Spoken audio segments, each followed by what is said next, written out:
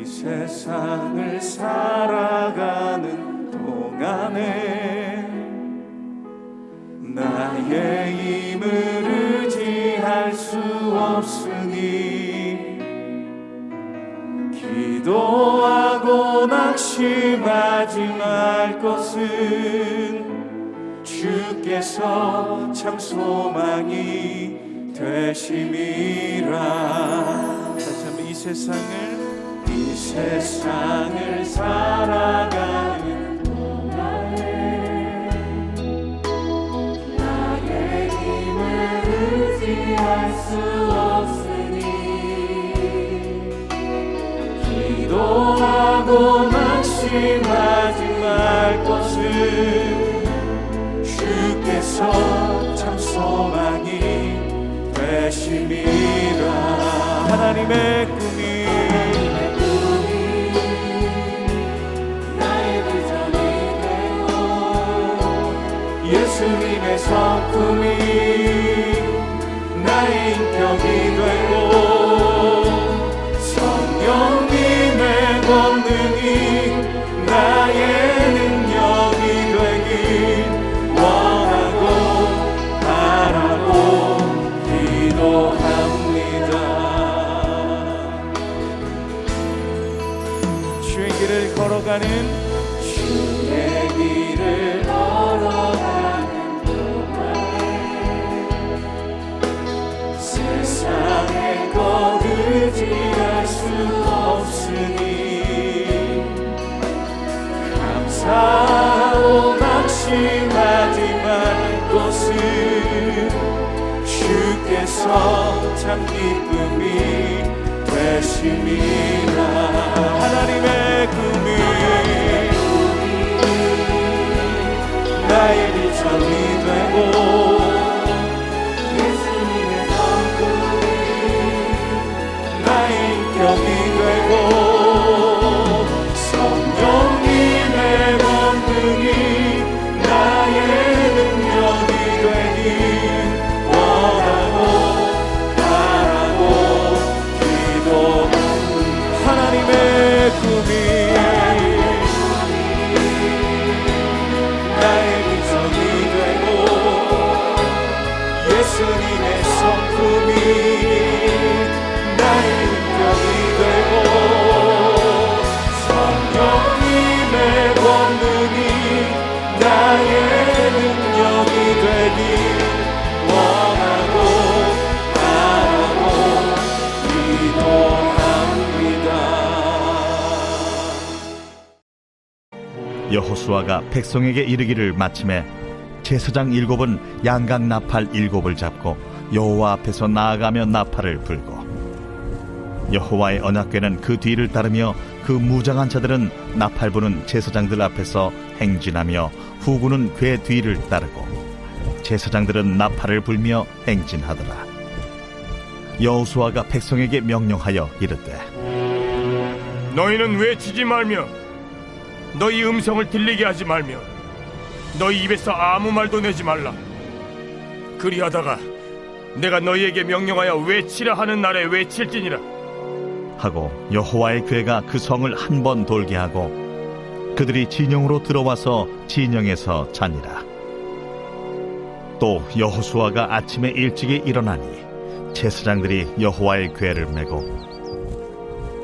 제사장 7은 양각 나팔 7을 잡고 여호와의 궤 앞에서 계속 행진하며 나팔을 불고 무장한 자들은 그 앞에 행진하며 후군은 여호와의 궤 뒤를 따르고 제사장들은 나팔을 불며 행진하니라. 그 둘째 날에도 그 성을 한 번 돌고 진영으로 돌아오니라. 엿새 동안을 이같이 행하니라. 7째 날 새벽에 그들이 일찍이 일어나서 전과 같은 방식으로 그 성을 7번 도니 그 성을 7번 돌기는 그날뿐이었더라. 7번째에 제사장들이 나팔을 불 때에 여호수아가 백성에게 이르되 외치라! 여호와께서 너희에게 이 성을 주셨느니라. 이 성과 그 가운데 있는 모든 것은 여호와께 온전히 바치되 기생 라합과 그 집에 동거하는 자는 모두 살려주라. 이는 우리가 보낸 사자들을 그가 숨겨주었음이니라. 너희는 온전히 바치고 그 바친 것 중에서 어떤 것이든지 취하여 너희가 이스라엘 진영으로 바치는 것이 되게 하여 고통을 당하게 되지 아니하도록 오직 너희는 그 바친 물건에 손대지 말라. 은금과 동철기구들은 다 여호와께 구별될 것이니 그것을 여호와의 곳간에 드릴지니라. 이에 백성은 외치고 제사장들은 나팔을 불매 백성이 나팔 소리를 들을 때에 크게 소리질러 외치니 성벽이 무너져 내린지라. 백성이 각기 앞으로 나아가 그 성에 들어가서 그 성을 점령하고 그 성 안에 있는 모든 것을 온전히 바치되 남녀노소와 소와 양과 나귀를 칼날로 멸합니다. 여호수아가 그 땅을 정탐한 두 사람에게 이르되 그 기생의 집에 들어가서 너희가 그 여인에게 맹세한 대로 그와 그에게 속한 모든 것을 이끌어내라 하매 정탐한 젊은이들이 들어가서 라합과 그의 부모와 그의 형제와 그에게 속한 모든 것을 이끌어내고 또 그의 친족도 다 이끌어내어 그들을 이스라엘의 진영 밖에 두고 무리가 그 성과 그 가운데에 있는 모든 것을 불로 사르고 은금과 동철기구는 여호와의 집 곳간에 두었더라. 여호수아가 기생 라합과 그의 아버지의 가족과 그에게 속한 모든 것을 살렸으므로 그가 오늘까지 이스라엘 중에 거주하였으니 이는 여호수아가 여리고를 정탐하려고 보낸 사자들을 숨겼음이었더라. 여호수아가 그때에 맹세하게 하여 이르되 누구든지 일어나서 이 여리고 성을 건축하는 자는 여호와 앞에서 저주를 받을 것이라. 그 기초를 쌓을 때 그의 맏아들을 잃을 것이요 그 문을 세울 때 그의 막내 아들을 잃으리라. 여호와께서 여호수아와 함께 하시니 여호수아의 소문이 그 온 땅에 퍼지니라. 오늘 하루도 하나님의 임재를 누리는 복된 하루 되시기를 축복합니다.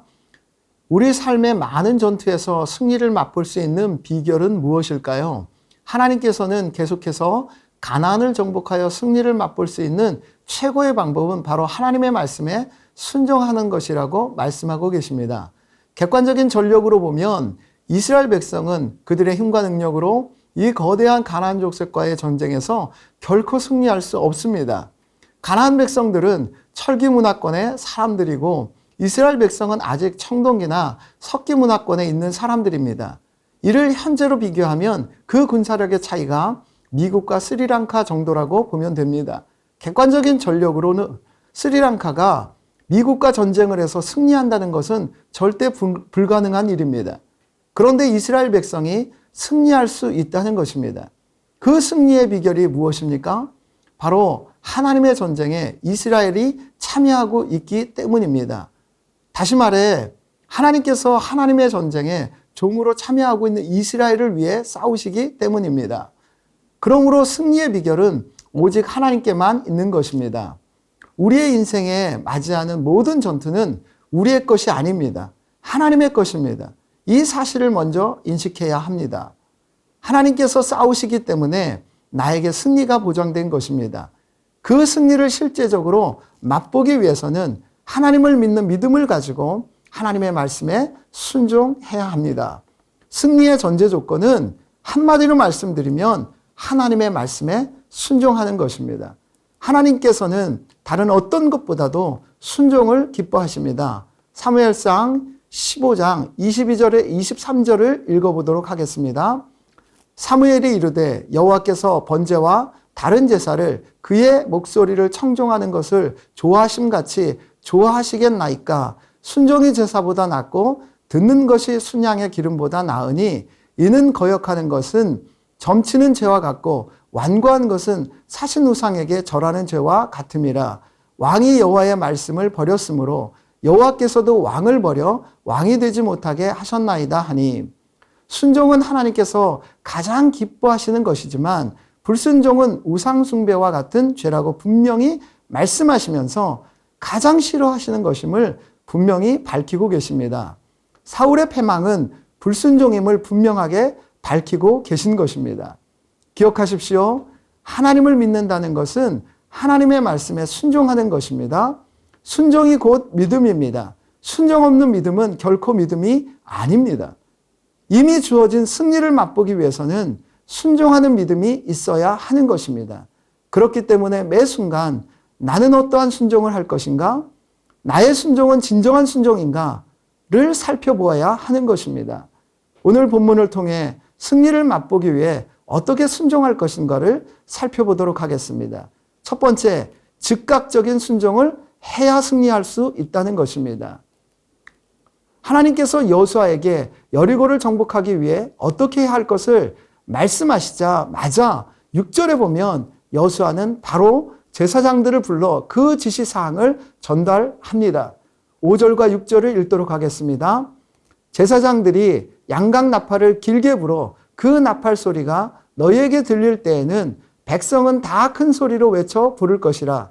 그리하면 그 성벽이 무너져 내리리니 백성은 각기 앞으로 올라갈지니라 하심에 바로 즉시 눈의 아들 여호수아가 제사장들을 불러 그들에게 이르되 너희는 언약궤를 메고 제사장 7은 양각 나팔 7을 잡고 여호와의 궤 앞에서 나아가라 하고 하나님께서 말씀하심에 바로 즉시 눈의 아들 여호수아가 제사장들을 불러 그들에게 이른 것입니다.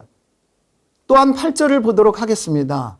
여호수아가 백성에게 이르기를 마침에 바로 즉시 제사장 7은 양각 나팔 7을 잡고 여호와 앞에서 나아가며 나팔을 불고 여호와의 언약궤는 그 뒤를 따르며 여호수아가 백성에게 이르기를 마침에 바로 즉시 제사장 7은 양각 나팔 7을 잡고 나아갑니다. 바로 즉시 그대로 순종한 것입니다. 참 순종은 머뭇거림이 없는 것입니다. 이리저리 계산하면 이미 순종해서 멀어지는 것입니다. 진정한 순종은 말씀하시자마자 여러 가지 인간적인 생각과 계산을 내려놓고 환경과 상황이 어떻든지 하나님의 말씀은 진리입니다. 라는 믿음을 가지고 즉각적으로 실행하는 것입니다. 믿음의 사람들은 하나님이 말씀하시자마자 즉각적으로 순종하는 사람들이었습니다. 창세기 22장 2절과 3절을 보도록 하겠습니다.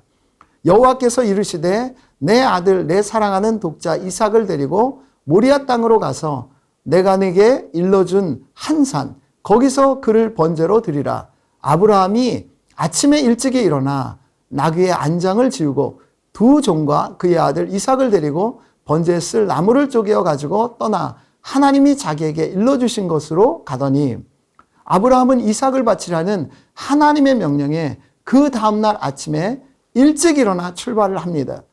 이래저래 생각하고 계산하여 토를 달지 않습니다. 시간을 끌게 되면 이래저래 인간적인 생각들이 들어가기 때문에 순종할 수 없습니다. 사실 여리고를 정복하기 위해서 하나님께서 그럴싸한 전략과 전술, 강력한 무기를 주고 무엇인가 하라고 하셨으면 순종할 수 있는 일입니다.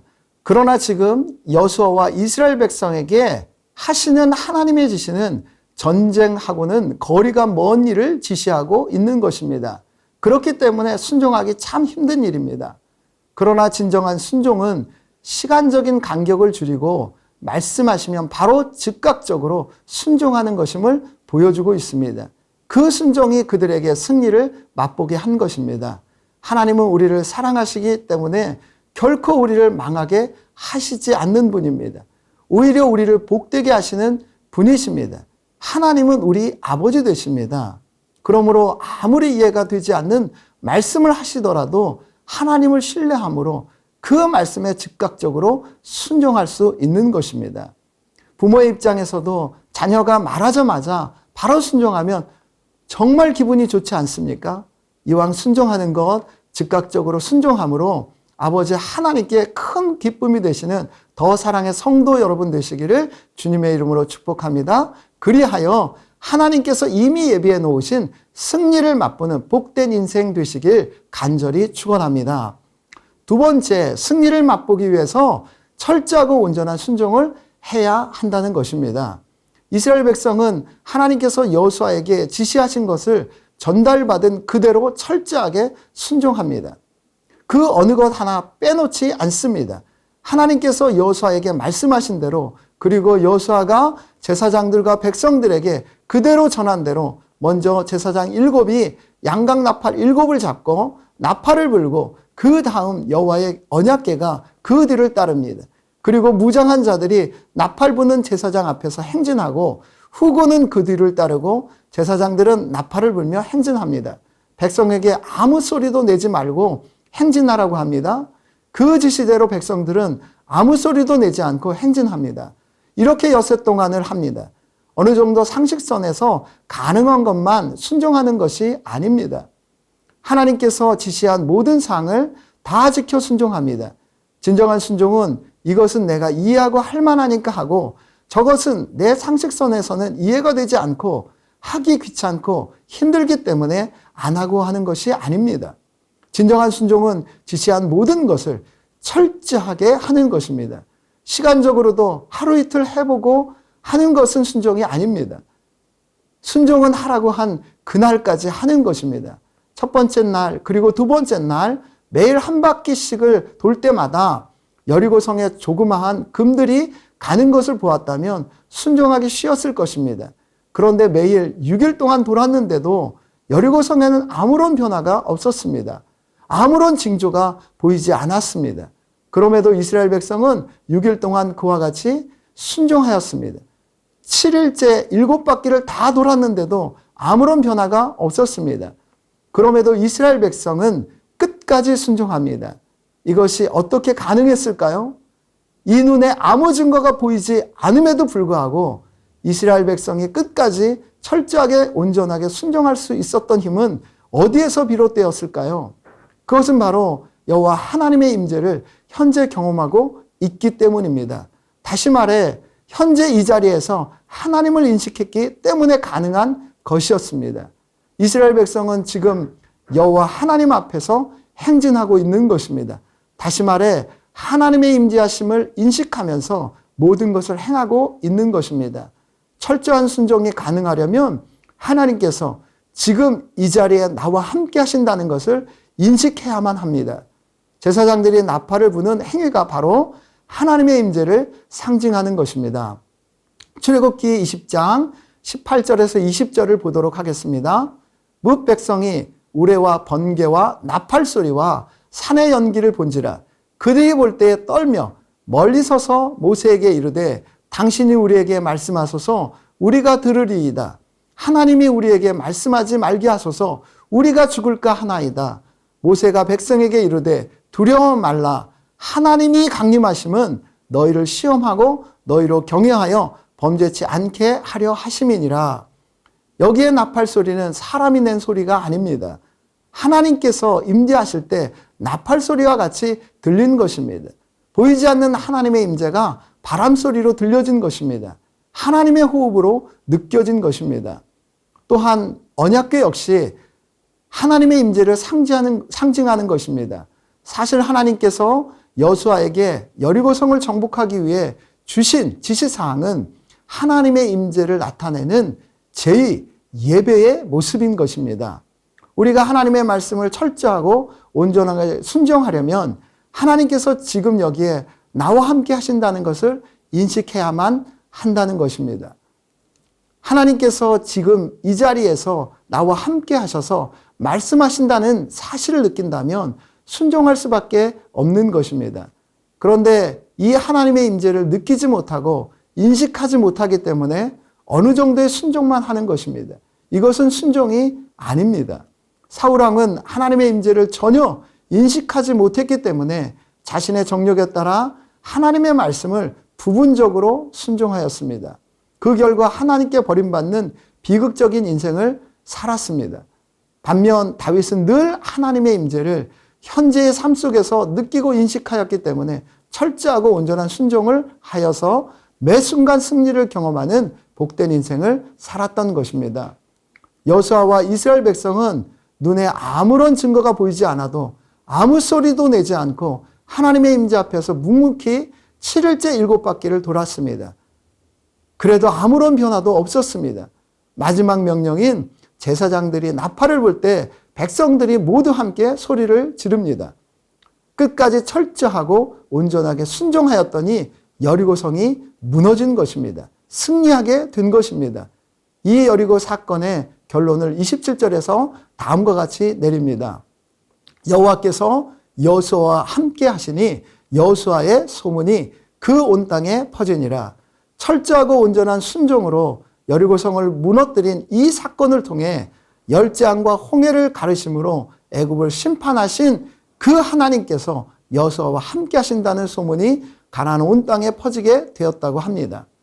인생의 거대한 문제가 오히려 하나님께서 함께 하신다는 것을 세상이 알게 되는 축복이 되었다는 것입니다. 이제 남은 가나안 정복은 아무런 문제가 되지 않는다는 것입니다. 우리의 인생에 남은 문제도 아무런 문제가 되지 않습니다.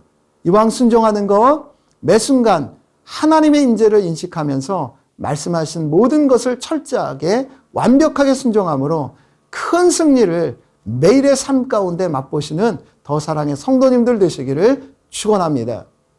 그런데 이와 같이 철저하고 온전한 순종을 하는 것이 결코 쉬운 것이 아닙니다. 우리는 불순종하기가 더 쉽습니다. 그렇기 때문에 여호와의 군대 장관이신 예수 그리스도께서 먼저 우리를 위해 십자가를 지시기까지 철저하고 온전한 순종을 하셨습니다.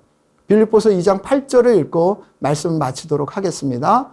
사람의 모양으로 나타나사 자기를 낮추시고 죽기까지 복종하셨으니 그 십자가에 죽으심이라.